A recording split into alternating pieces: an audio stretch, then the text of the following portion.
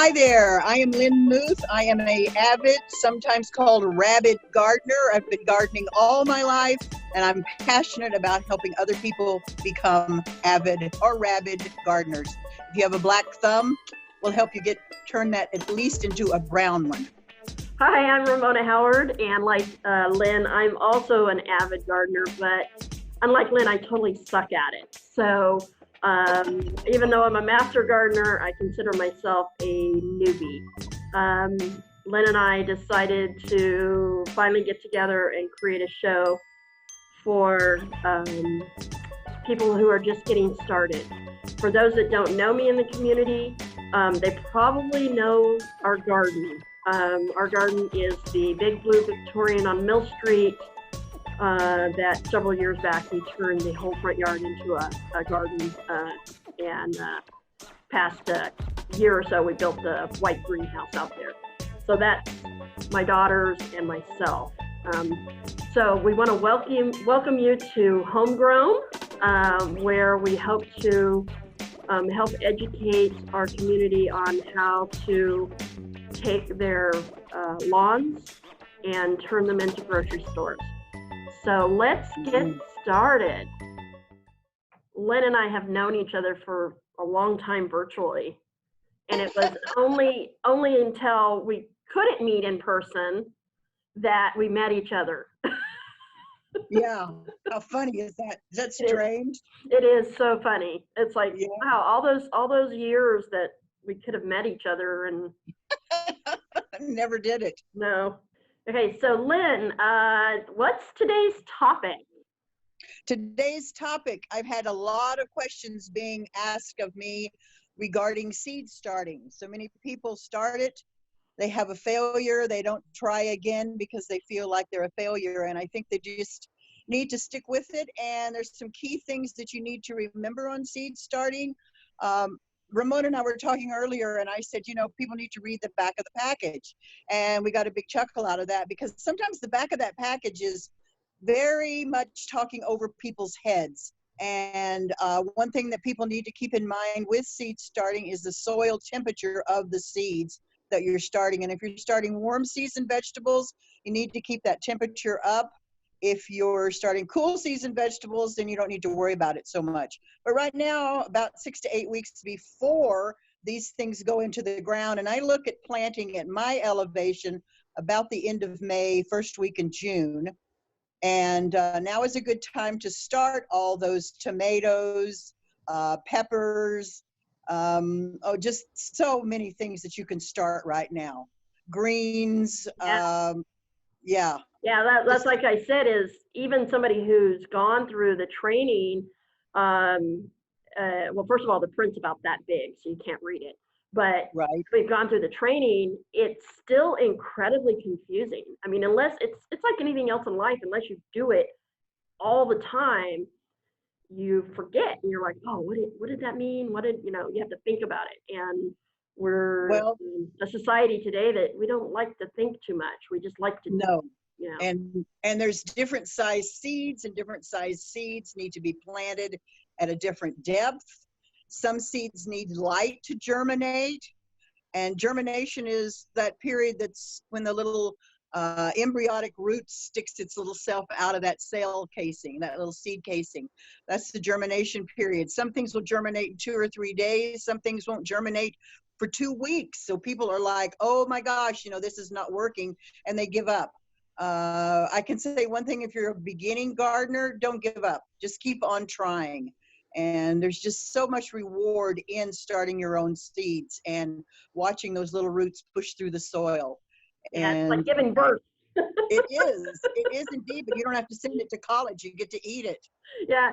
So let's touch on a little bit on the seeds that have to be started right now. So what can we start right now? And then maybe some differences of what it means, like, you're going to sow it into the ground. What are we going to do? How are we going to plant these seeds? Just to kind of start. Okay, you can start seeds. Yeah. You need to go to your local garden center. You should always start your seeds, particularly the small seeds, in a seed starting medium. So you're going to go to your local garden center and you're going to get a seed starting soilless mixture.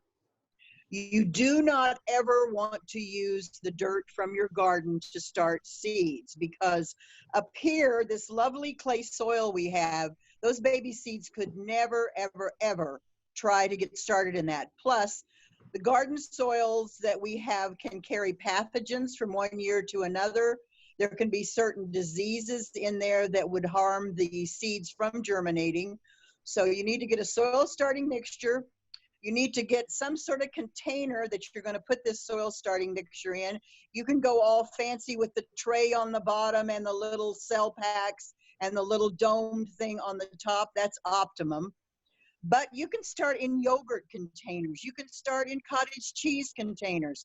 The containers that you get your salad mixes in are a little greenhouse in themselves.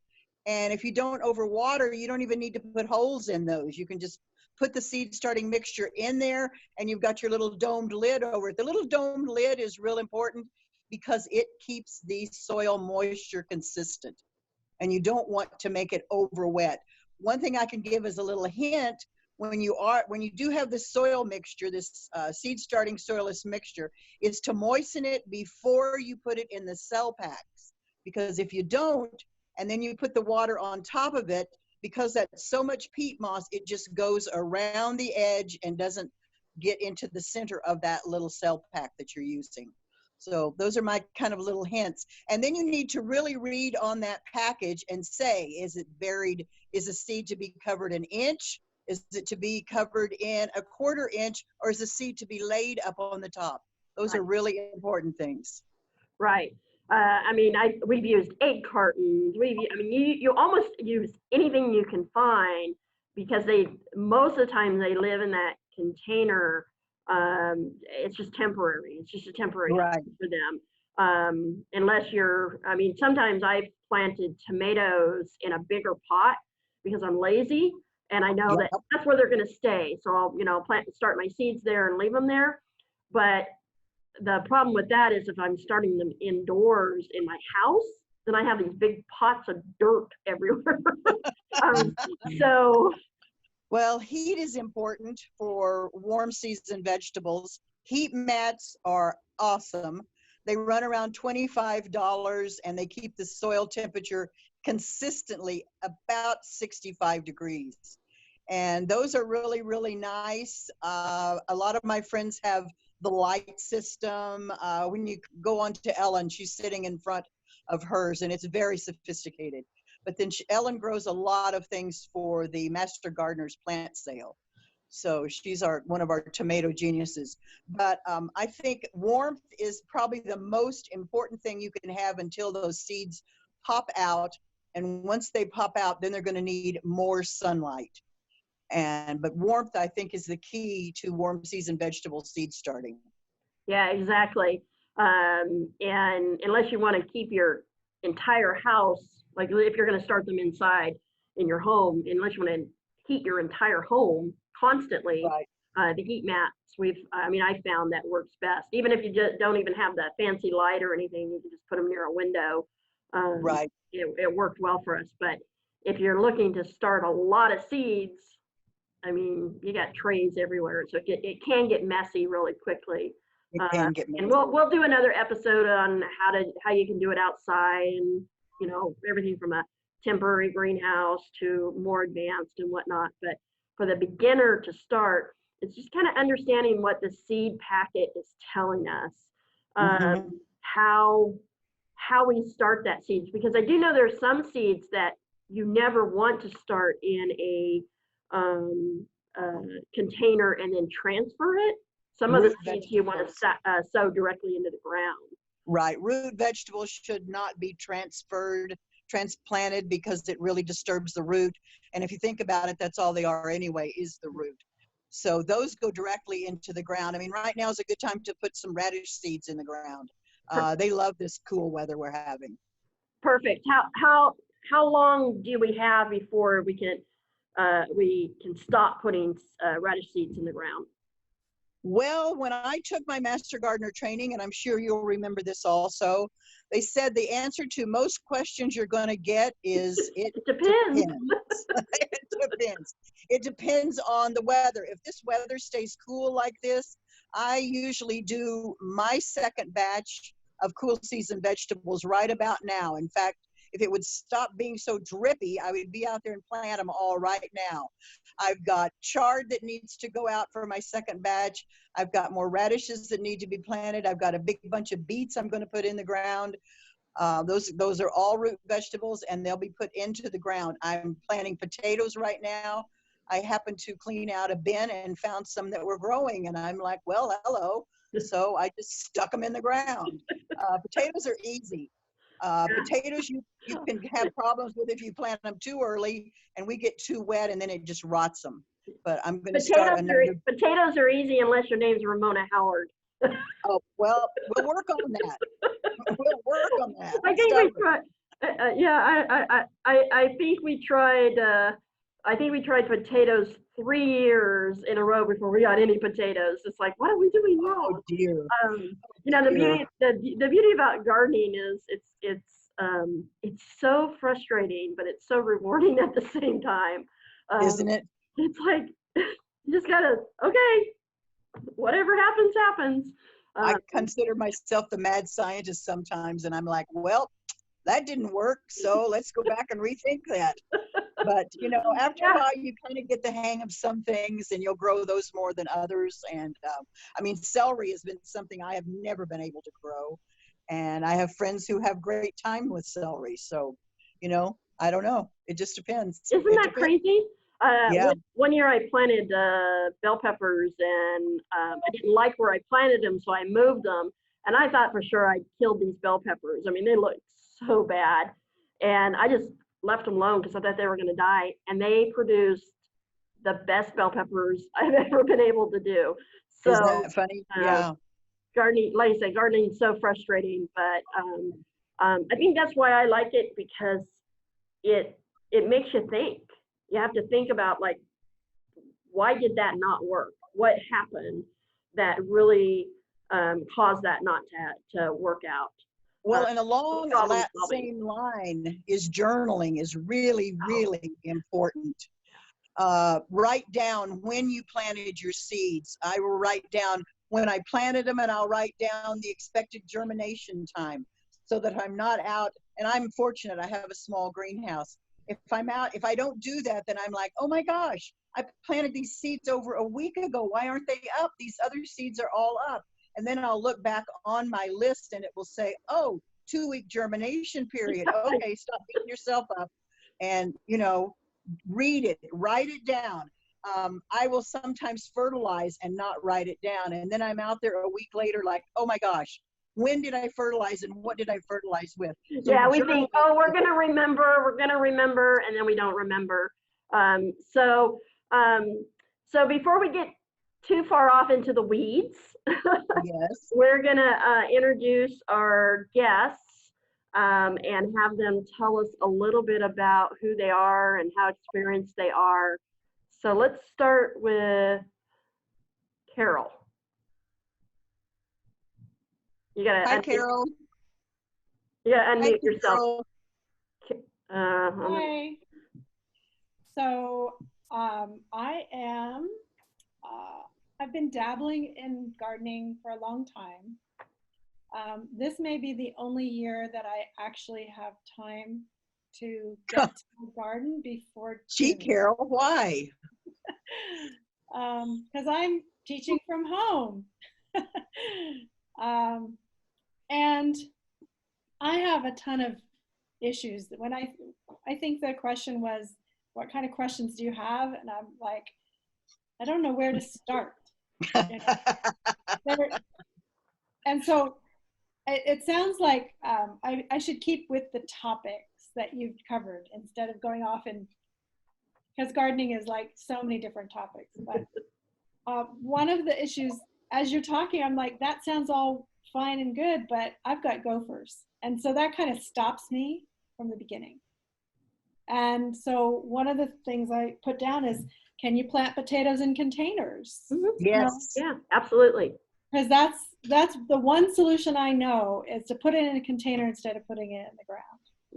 When I was a kid growing up, I grew up on a ranch in Northwest Arkansas, and we planted, I can't even tell you, probably 50 baskets. We would use bushel baskets, and that's what we planted them in every year. I've used laundry baskets. You want something with really, really good drainage. Yeah. So Yeah. they don't even need to go in the ground because they need to have excellent drainage. Yeah, we built some wooden boxes that you could add the sides as you go up, because you know you got to cover the plant. Right. And we made sure we put gopher-proof wire on the bottom of it, so that way they still, you know, the roots could still go down if they had to, but because that way we could use it for other things. But it gave us a nice tall containment area for just our potatoes, and that worked out pretty well. It took us a few years to figure out what we were doing wrong, but finally we did. So success. So yeah. Ooh, what you got there? Let's see. I've got potatoes. I don't know if they'll work, but you know, I bought them at the store and they sat around too long. Have you cut them? Yeah. Are they in? Oh, you good? Okay, because I got to scab over. Oh, yeah. You're ready to go. So awesome. I'm kind of ready. I don't know whether this is worth just anything or should I throw it away? I'd throw it away. Okay. Yeah. Wait until it dries out a little bit. Something to remember about this rain that we've been having and our heat to go out into the garden. I mean, once the sun starts shining, I'm like, let me out there. I'm so tired of my house. Dig up a handful of soil, squeeze it really, really hard, drop it. If it stays in that clump, it's too wet to plant. It's too wet to even work in the garden. Walking on the garden will compact your soil, and that's never a good thing. So a couple little tips there. I have a wine barrel that is available, so could I put it in there? How quickly does that drain? Sometimes wine barrels will really hold. Go down to the dollar store and get a laundry basket and plant them in a laundry basket. Yeah, it doesn't have to be pretty. You can plant them in almost anything, canvas bags and stuff, but the problem is the gophers are going to get through it. So the grow bags are good. Yeah, grow bags. I would just put down a layer of gopher wire and then set the basket on top of it. Yeah, that's what I've done. Yeah, anything to kind of prevent those critters from coming up.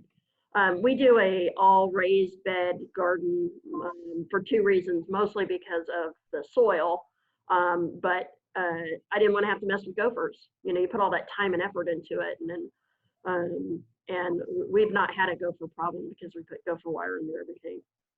Lynn, if she wanted to plant something, what would you recommend to her that is fairly easy to plant, that because I know what it's like to work full time and have to manage a garden. You don't want to have to do that. Right. Well, you can always use giant plastic pots. I have some that are huge, and I garden in them because I gave up my raised beds because the water was just too expensive and I was using too much water. And I grow my tomatoes in them one year. This year, my tomatoes are going in the ground. But this year, I'll probably just grow like a zucchini and a yellow squash and peppers and just, you know, all kinds of stuff in these big pots. Yeah, you can grow in big pots. Container gardening is really easy. And of course, the gophers can't get in, but you just have to kind of... I'm sorry to interrupt because I want to make sure that we don't run over time. The good thing about container garden is you can put it fairly close to your, you know, on your patio or outside your back door, so it makes it easy to water. But if I were to do it all over again, I wouldn't go and plant 30 different types of vegetables. I would probably pick tomatoes. Tomatoes are fairly easy. Cucumbers are super easy. Zucchini, super easy. Squash, you know, I'd probably start with some more easier products or Mhm. easier vegetables than trying to tackle some of the things that are a little bit more time consuming, Right.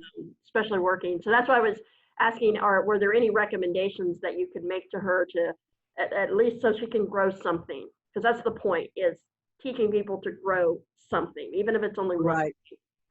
Zucchini. All right.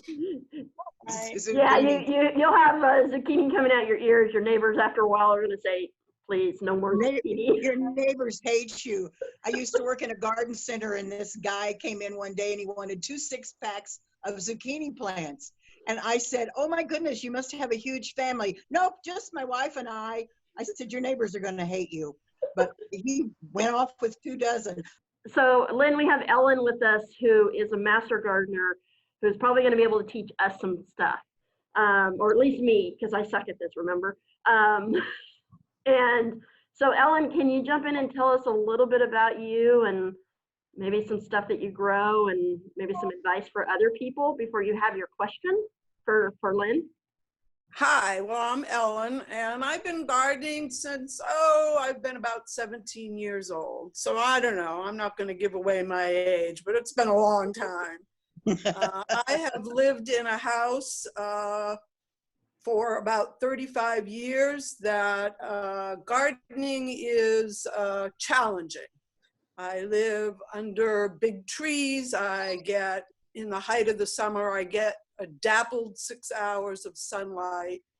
So I grow varieties of stuff. I grow them from seed because I grow varieties of stuff that work for me. Generally, any plants that I go out and buy at the nursery are made for people that have 8 and 10 and 12 hours of sunlight, and Right. they don't work. I have grown everything. I've had to rein it in a little bit. Some of my trees have grown over my in-the-ground garden. Trees that I cannot control, they're my neighbor's trees, so that garden keeps getting smaller. And I'm expanding my gardens. I have some raised beds in an area that I can control. I, interestingly enough, came up with an innovative idea for people in cold areas that get late hailstones and storms and stuff. I put some fencing over my raised beds to keep my new kitten out of them. You know, just laid it flat on the beds. And the last couple snowstorms, I put some agro cloth over the fencing. So when it snowed, it created kind of this little greenhouse effect. The snow didn't go down around the plants. I shoveled off the snow, peeled back the grow cloth, and I had my peas and my lettuce. And so that's kind of a new system. So I mean, gardening is always figuring out what works. And sometimes you just happen upon things just because you get a new kitten and you got to keep her out of the garden, thinking that my new bed is her new cat box. Or you have gophers that you didn't have before because, yeah, you know, now you've planted all this stuff for them. So right, and I mean, I don't have gophers, but I didn't have a cat for a few years. My cat got old, so I ended up having voles. Voles are like they're field mice. They're very destructive. They come up above the ground. They snip plants off at the base, and they love tomatoes. You know, last year they ate my whole first crop of tomatoes. As they ripened up one by one, the voles ate them. So I picked them green and let them ripen up on the counter. yeah, I'm going to get some tomatoes. I thought it was very innovative. I like how you use that word, how you accidentally discovered the snow protection with the fencing and how that all evolved. And I think that really speaks a lot about what gardening is all about. It's not set in cement. It's not set in stone. You have to kind of go with the flow when you're gardening. And that's what Ellen did. And that came out really, really well. And that's what gardening is. You learn how to be clever. You learn how to use what you've got and go with it. And You it's know? always a very evolving thing, you know. I mean, I've gardened for here over 35 years, and I'm still figuring out ways to get an earlier start, heartier version of something. I mean, it's really hard for me sometimes to answer questions from other gardeners because there's so many variables, you know, their exposure and critters and what their soil is like and how much water they have available. And, you know, I mean, there's just so many variables that it's really hard sometimes just to have one answer because there's never just one solution to a problem. That's what I said earlier about that one phrase that we're going to use a lot as master gardeners when people ask you questions is, it depends. You know, it depends. It depends. Yeah, Yeah. people would hate when I would say that, but gosh, it's so true. You know, to me, gardening is a lot like filmmaking. We have to learn to get a little bit innovative. You know, if you don't have a particular tool or solution for something, we remind ourselves it's not what we don't have, it's what we do have to work with. Right. And I yeah, so I that think Ellen talking about how long she's been gardening and talking about all her failures all during that time. it's a little bit like Thomas Edison, lots and lots and lots of failures. Before you get that success. The Yeah. mother of invention. Yeah. Gardening is not cheap. No. Well, And you need Not to start- free food. No, and you need to start small is my recommendation. You know, start with a pot, start with one raised bed, start small. yeah, and Yeah. then just grow that one thing and learn and do it well. So go ahead, Carol. Well, in terms of converting, one of the issues that you may want to talk about at some point is, like, I have overhead watering for the lawn that's here. Mhm. So if I'm going to convert it, that means I need to, you know, what does it take to actually like rip out a yard or lawn, and what does it really take to convert it?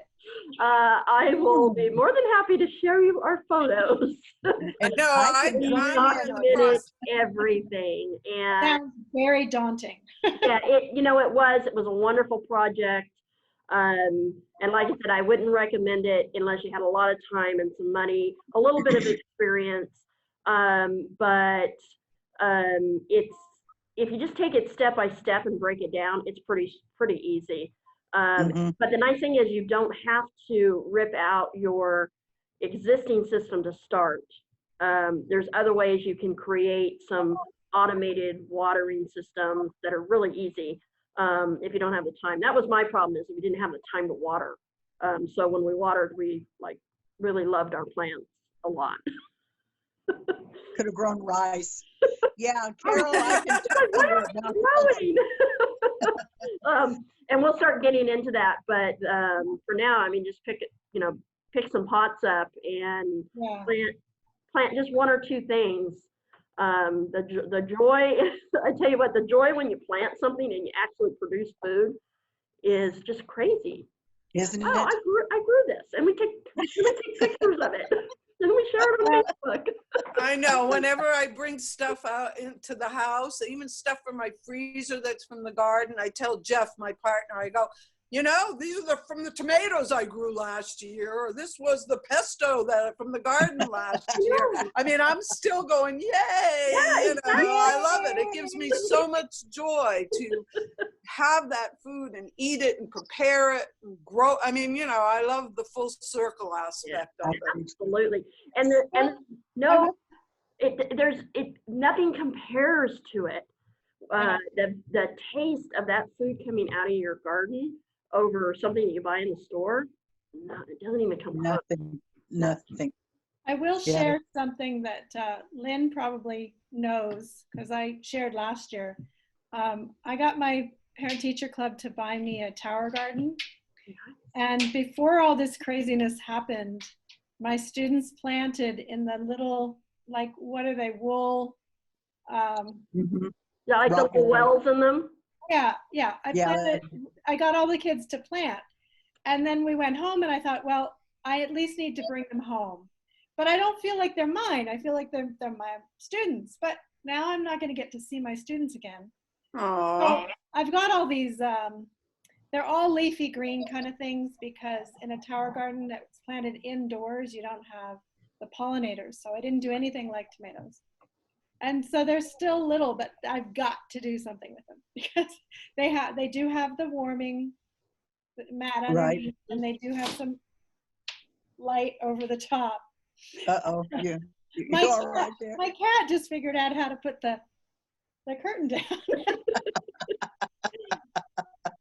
Anyway, but the roots are starting to come out of the bottom of those little things. So. Oh, so are you? What school do you teach?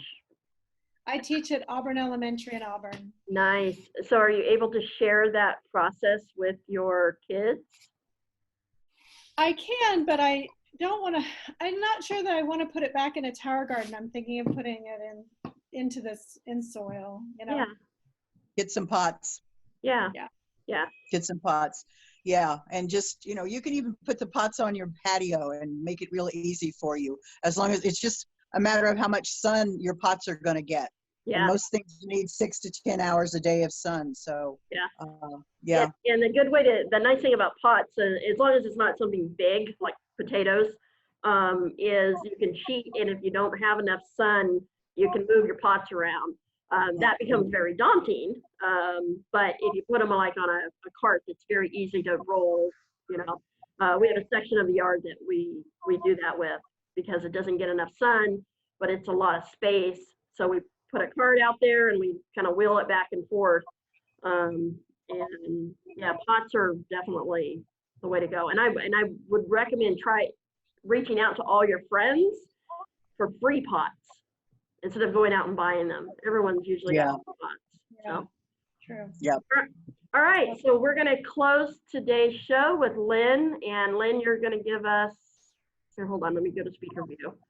You're going to give us just a last piece of advice. Remember, the topic is seed starting. Seed starting. Go out and get yourself some seeds. And a lot of the garden centers, if you call them up, they will bring them out to your car. You just tell them what you want.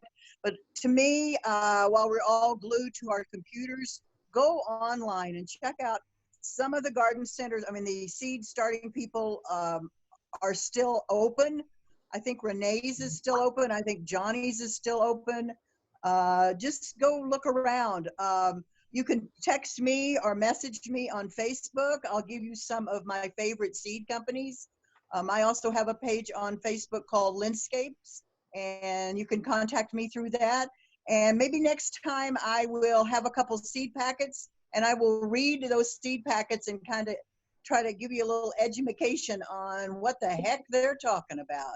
Yeah, maybe All right? you can post it down on the Homegrown Facebook page. I will. Maybe just I will do that today. Yeah, maybe just a picture of the back of the seed packet, and it was a few explanations. I'll be happy to do that, Ramona. Thank you, Ramona. You're welcome. So thank you, guys. We'll let you know when this first episode's going to be out, and when happy gardening.